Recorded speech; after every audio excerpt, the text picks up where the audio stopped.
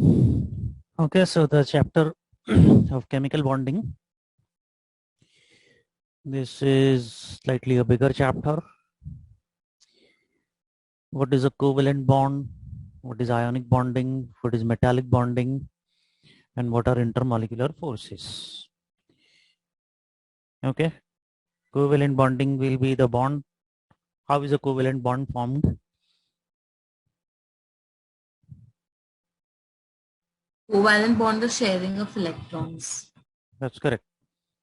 Covalent bond, Ionic bond is gaining or losing of electrons. yes, that will be basically transfer of electrons. What is a metallic bond or metallic bonding? Positive particles with a sea of negative electrons. That's correct.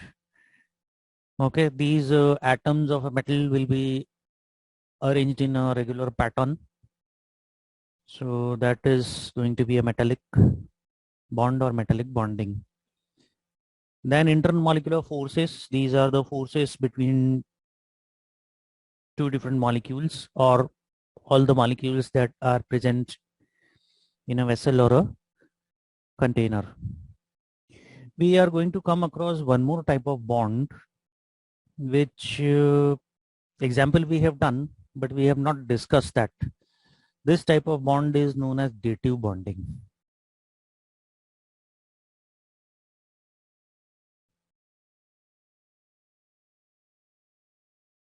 Now, what is this type of bond? Okay, this type of a bond is formed when there will be two species combining together. Okay, now here one may be a neutral species in which a pair of electrons may be there and the other one may be carrying a positive charge. Now here you see both the electrons or the pair of electrons are shared by one single species only.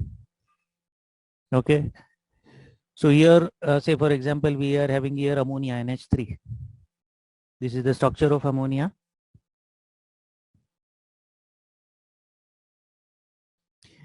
And a pair of electrons is there. This is going to combine with H plus. Okay, this H plus hydrogen ion is going to get attracted towards this pair of electrons, and over here this bond will be formed over here.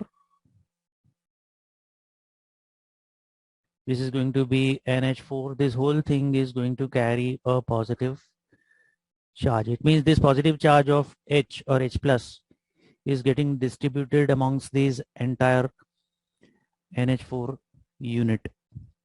So over here, this NH3 which is there is giving both the electrons while the other is donating nothing. So this kind of a bond that is formed is known as a dative bond. Okay, other example of this is also there. We have water.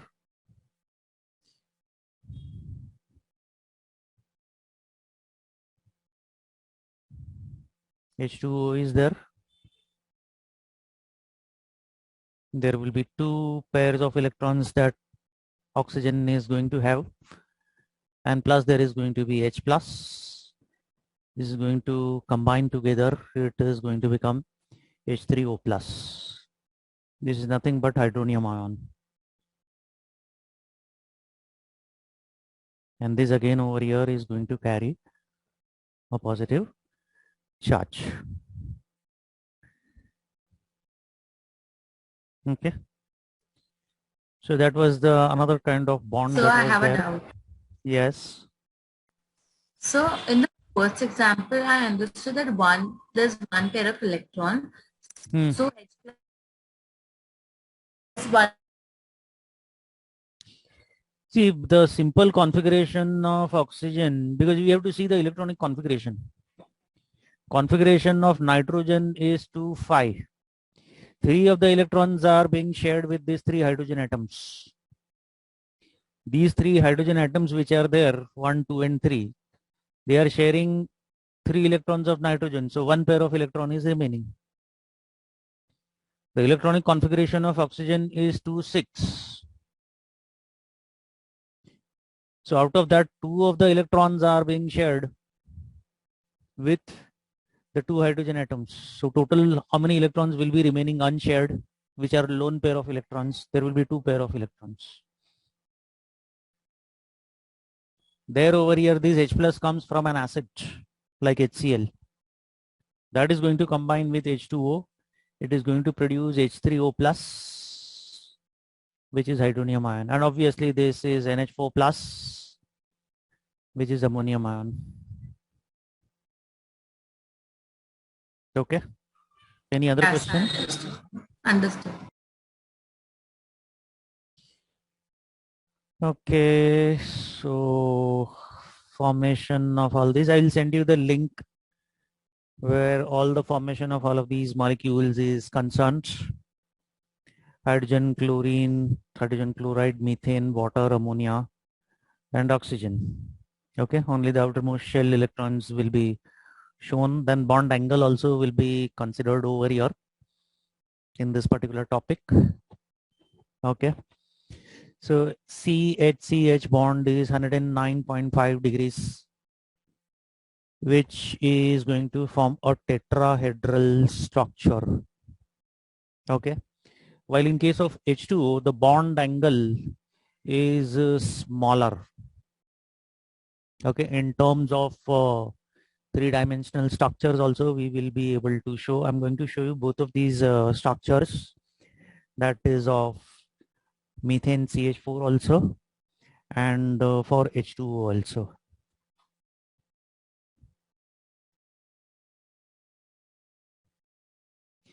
Now this kind of a structure which you are observing over here on the right hand side, okay, at the center over here, this we call ball and stick model. Okay, this structure which is there is of methane molecule CH4.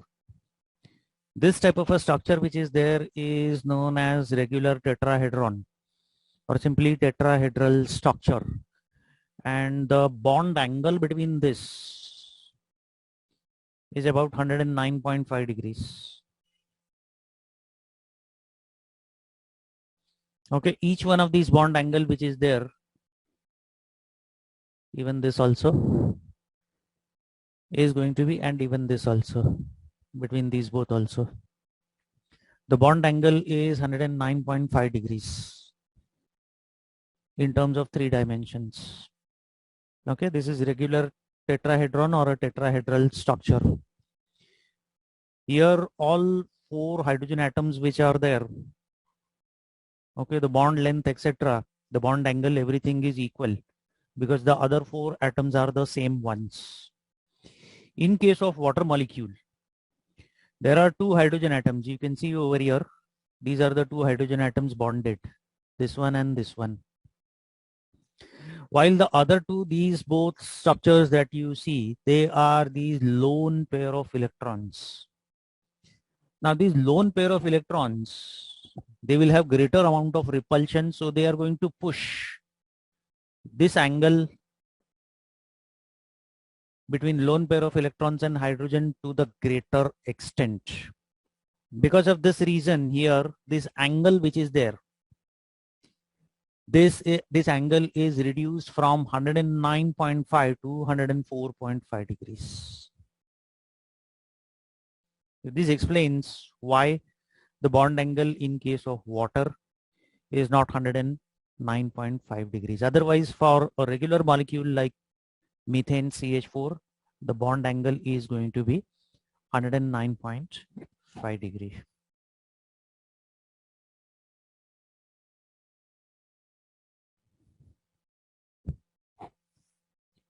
Types of chemical bondings.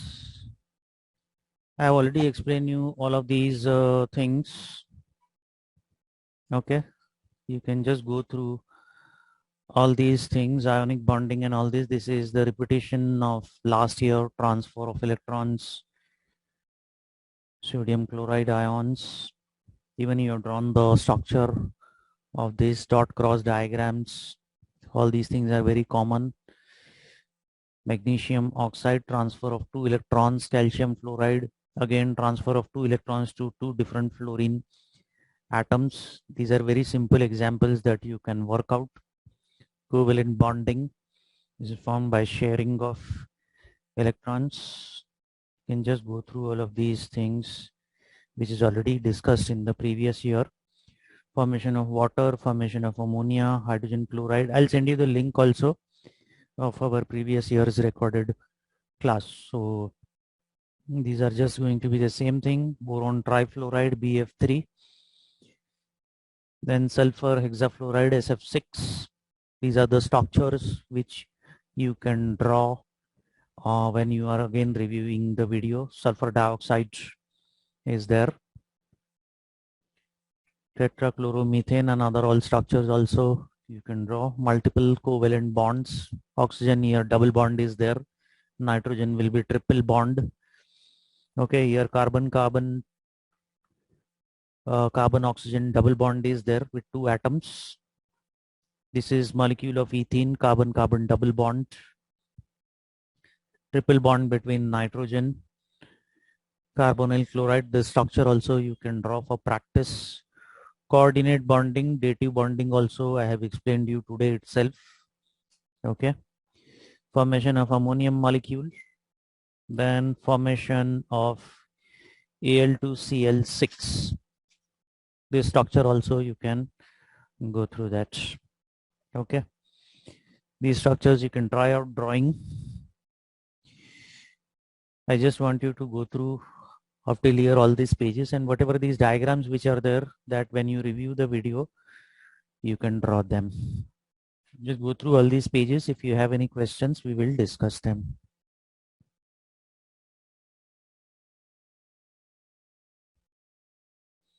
Okay, the next part is bond length and bond energy. First of all, bond length. 2 atoms are there. In between the electron pair will be shared.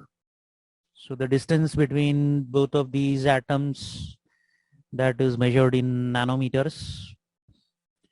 That's obviously 10 raised to minus 9 meters. So that is 10 raised to 9th part of a meter. Obviously these all bond lengths are given. You're not supposed to learn or remember. Now what is going to be the relationship between this bond length and bond energy? Basically first we'll come to bond energy. What is bond energy?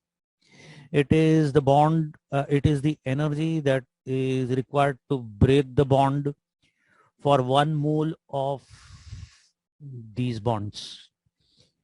It means here there is going to be a carbon-carbon bond. For example, first example that I am taking. Okay, 1 mole of these carbon-carbon bonds, you take the amount of energy that is going to be required for this is going to be the bond energy for this carbon-carbon bond. Basically, it is, in simple words definition, it's the amount of energy required for 1 mole of any of the bonds that is to be broken. Its unit obviously is going to be kilojoules per mole. Now, what is going to be the relationship between these bond energy and bond length? Now, suppose if you are considering that A and B here, this is the bond length that is there. Now here this bond length which is there is between P and Q. Obviously you can see here the distance between P and Q is greater. So bond length is greater. When bond length is greater, the forces of attraction are going to be smaller. So it is going to be much easier to break these bonds. So it will be inversely proportional. Here in case of A and B, okay, the distance between these atoms is going to be less. So the forces of attraction is going to be greater. Then the forces of attraction are going to be greater. Its bond energy also will be greater. So lesser the bond length, greater will be the bond energy. Some of these examples are also given over here. You can just review that as I've explained you just now. The next part that is there is shapes of the molecules, that is valence share, electron pair repulsion theory, VSEPR, valence shell electron pair repulsion. Okay. Now, depending upon the electronic configuration, we are going to have three-dimensional structures. So how many pairs of electrons will be there and how many bonds are there? Okay.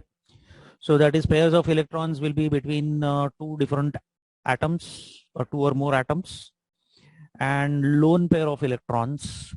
How many lone pair of electrons are also there? So the bond angle and the shape of the molecule is going to depend on that. Now over here, this concept which is there is going to be very important. We'll just go through this part. The valence shell electrons are the electrons in the main outer shell. Obviously, this is the last part. For example, electronic configuration of oxygen is 2,6, nitrogen is 2,5, chlorine is 2,8,7, and so on.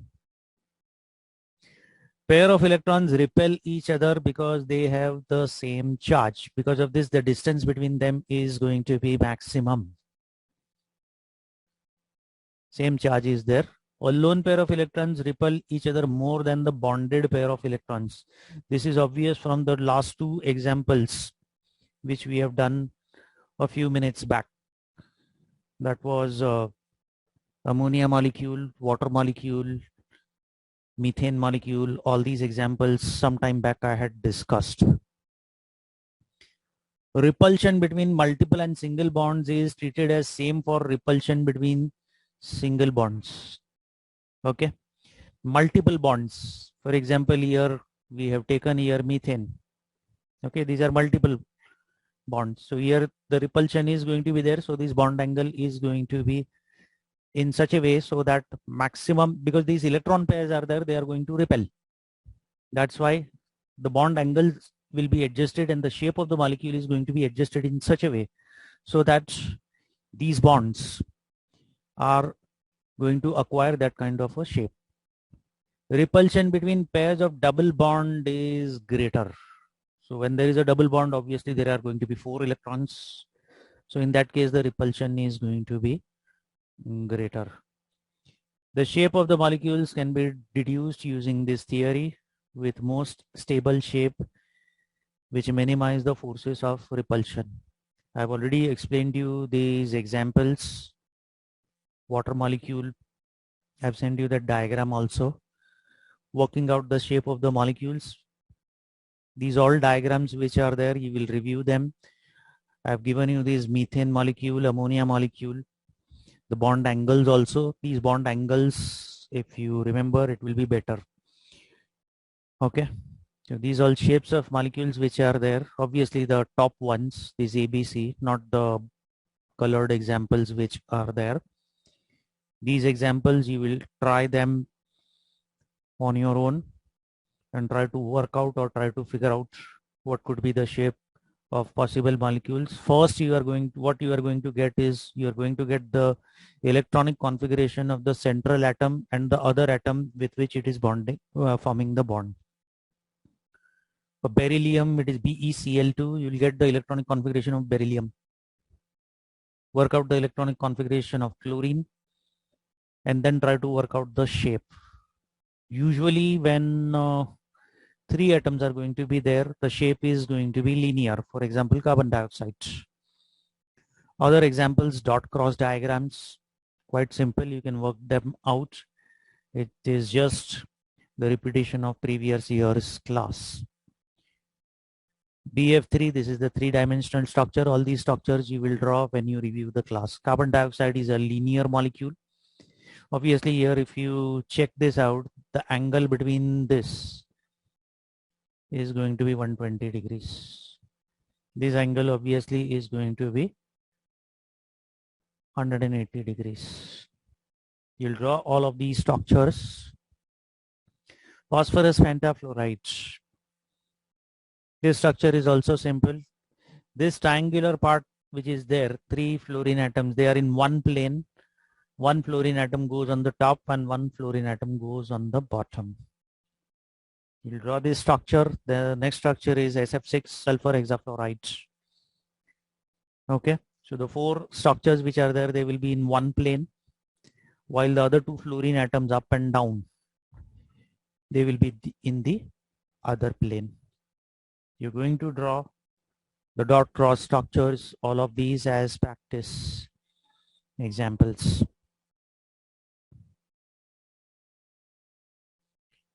I just want you to go through all of these things up till this part, up till sulfur hexafluoride.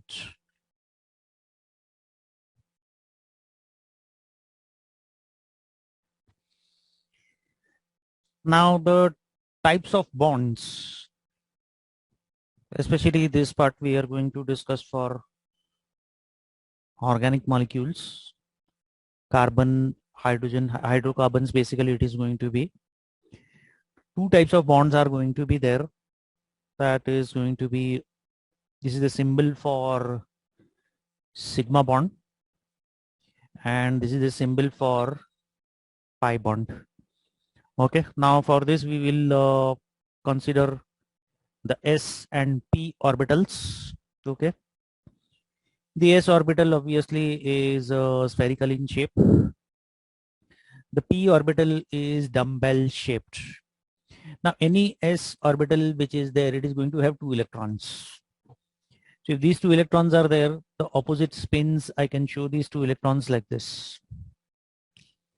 P orbital which is there, it is going to have 6 electrons. We have drawn these electronic configuration structures. 6 electrons are there in the p orbital.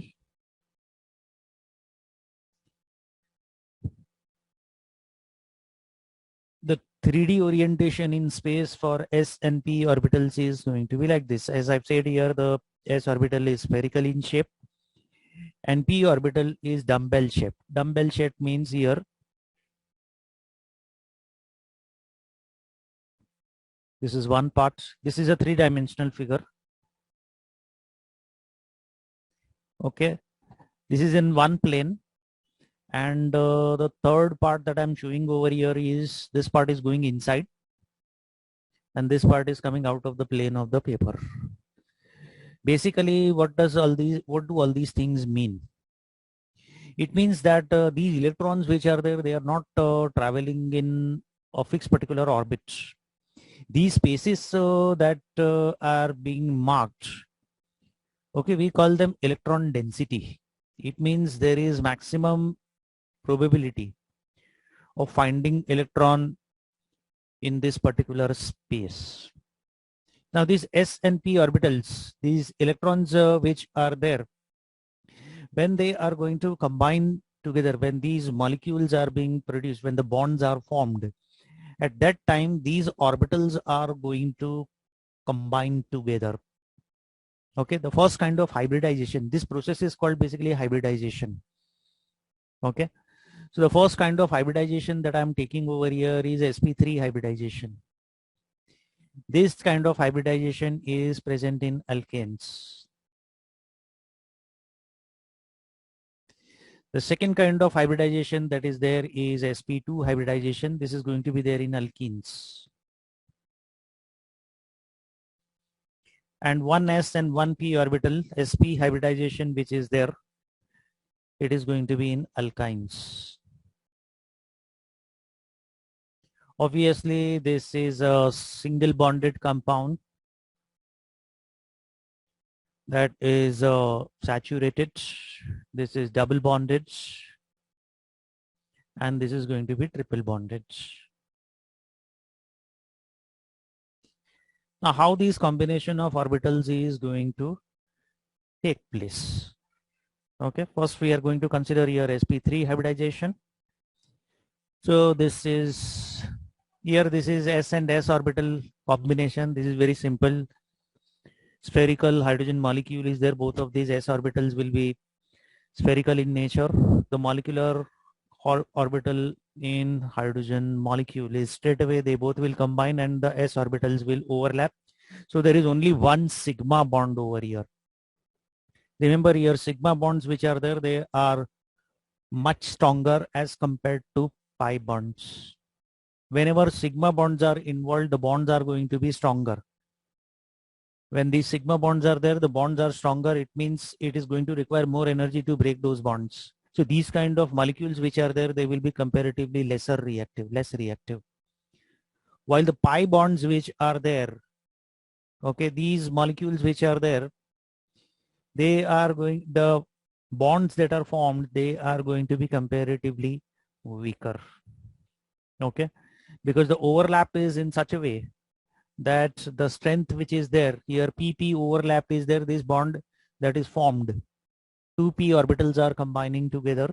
This is a molecular orbital when the molecules are combining together. So the pi bonds which are produced, they will be comparatively weaker as compared to sigma bond orbitals, because in case of s orbital, the overlap is almost complete. Therefore, the bonds of s orbital formed are going to be much stronger. Because of this reason only, these alkynes which are there, s orbital is there, 50% here, p orbital character is there here. Alkynes are going to be most reactive. We'll see the bonding, how it is, and because of what reason alkynes are more reactive as compared to alkenes, and alkanes are least reactive. We'll just see the shape of the molecules. You can see here, this is a sigma bond that is there between two carbon atoms. You're going to draw all of these structures. The bond angle between them is 109.5 degrees, again, which is the bond angle of regular tetrahedron or a tetrahedral angle. Ethene, this is the displayed formula, much simpler. Here pp orbitals are there, so as two p orbitals are there and one s orbital is there. This is sp2 hybridization. Pi bonds are there. These pi bonds, because they are formed across, therefore they are weaker in their strength. When these bond angles are weaker, it means it is easier to break the bonds, and therefore their reactivity is higher. You're going to draw these structures that I have shown over here in figure 4.26. Okay. In between there is one sigma bond. Obviously the bond that is formed between carbon and hydrogen, which are there on the left side and right side, these are going to be only sigma bonds. There is one sigma bond between two carbon atoms, and here two pi bonds are there. This is electron density distribution in case of ethene. When triple bond is there, this is going to be sp hybridization that is going to be there in case where there is going to be a triple bond. Here p orbitals are getting involved. These bonds are going to be much weaker. Therefore, triple bonded compounds which are there, especially alkyne, when we are discussing, they are going to be much more reactive.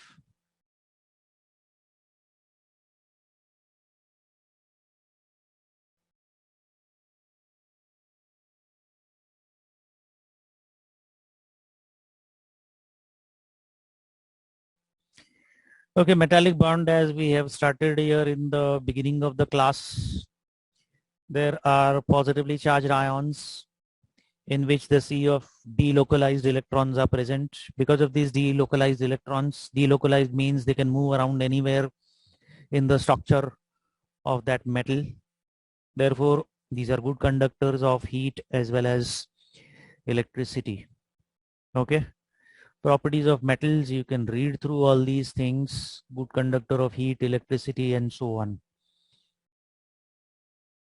Intermolecular forces, again, this is the forces of attraction between the neighboring molecules. Especially this is applied to covalent compounds.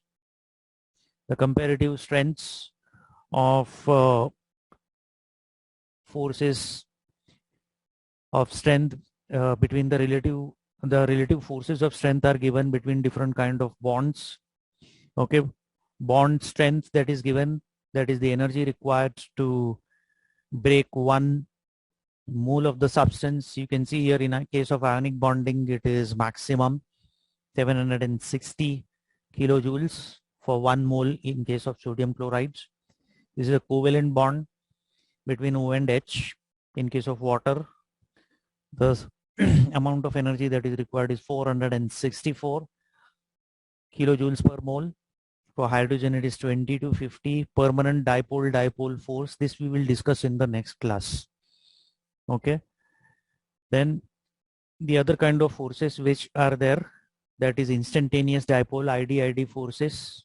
Okay. Here this is requiring minimum amount of energy. So these are going to be the weakest of forces. We'll discuss this permanent dipole and instantaneous dipole forces and electronegativity in the next class. Okay. Yes.